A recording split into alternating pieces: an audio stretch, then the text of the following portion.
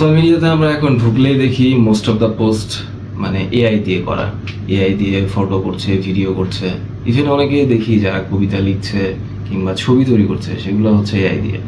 কিন্তু কিছু কাজ এখন পর্যন্ত ক্যামেরার উপর আমরা নির্ভরশীল। কিন্তু একটা জিনিস আজকে নতুন দেখলাম, সেটা হচ্ছে পেনসিলভেনিয়ার একটা ইউনিভার্সিটি যারা এমন একটা এআই তৈরি করেছে যেখানে ক্যামেরা ছাড়াই ছবি তোলা যাবে।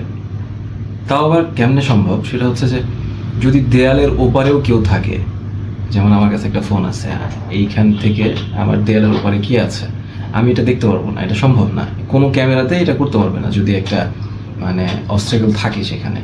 কিন্তু এআই দিয়ে এটা সম্ভব, তাও আবার কোনো প্রকার ক্যামেরা ছাড়া। এটা কিভাবে করছে তারা? তারা এটা করছে ওয়াইফাই সিগন্যালের মাধ্যমে।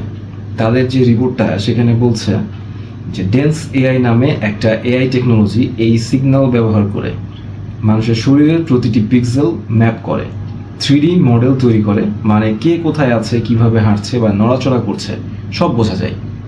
আমরা একটা ছবি দেখেছিলাম এরকম যে সাধারণত স্টিল কিংবা পাটকাঠি দিয়ে মানুষের যে শেপ বানানো হয়, তো সেভাবেই হচ্ছে এআই সিগন্যাল দিয়ে মানুষের একটা 3D মডেল তৈরি করে ফেলবে।